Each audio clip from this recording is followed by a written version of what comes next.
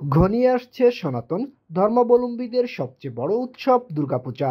আগামী ৯ অক্টোবর থেকে শুরু হবে এবারের উৎসব। প্রতি বছরই দুর্গাপূজাকে কেন্দ্র করে ক্রেতাদের পদচারণায় মুখরিত থাকে খুলনার বিপণী বিতানগুলো। তবে এবছরের চিত্র সম্পূর্ণ উল্টো। পূজা শুরু হতে আর মাত্র কয়েকদিন বাকি, তারপরেও মার্কেটের দোকানগুলো এখনো অনেকটা ক্রেতাশূন্য।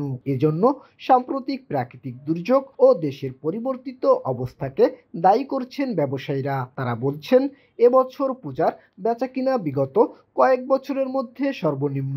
এই অবস্থা চলতে থাকলে আমরা ব্যবসায়িক দিক থেকে ক্ষতিগ্রস্ত হব। টার্গেট করে আমরা যেই পরিমাণ টাকার মাল উঠাইছি, আমরা সেই হিসেবে কাস্টমার পাচ্ছি না।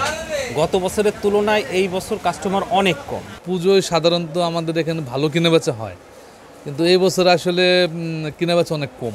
এখন আমরা আশাবাদী, যেহেতু আজকে 6 তারিখ, 9 তারিখ থেকে পুজো যেহেতু শুরু, আর 4-5 দিন যদি কেনাবেচা হয় তাহলে আশা করি আমাদের ভালোই হবে।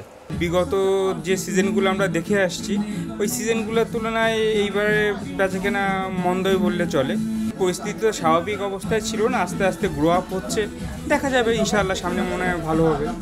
তারপরেও অনেকেই উৎসবকে কেন্দ্র করে মার্কেটে আসছেন, পছন্দের পোশাক নিজের এবং পরিবারের জন্য কিনছেন। তারা বলছেন, পরিবর্তিত পরিস্থিতিতে উৎসব নিয়ে সবার মধ্যে আনন্দ নেই, অনেকেই চিন্তিত।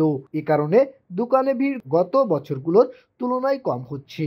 তবে শেষের দিকে হয়তো অনেকেই মার্কেটমুখী হবে। কেনাকাটা করছি, ছোট বোনের জন্য, মার জন্য, বাবার জন্য কেনাকাটা করছি।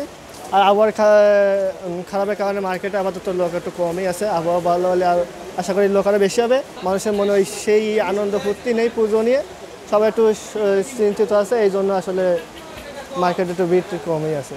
যদিও আমাদের দেশেতে অর্থনৈতিক ক্রাইসিস চলতেছে, সেই তুলনায় একটু বাজার হয়তো বা একটু ডাউন আছে। তবে এখনও সময় আছে, তো পূজার তো 9 তারিখ থেকে শুরু হচ্ছে, তাই এখন প্রায় 1 সপ্তাহের ভিতরে সময় আছে। 1 সপ্তাহের মধ্যে মনে হয় যারা ক্রেতা আছে তারা সবাই। SM. Rohan, voice of tiger.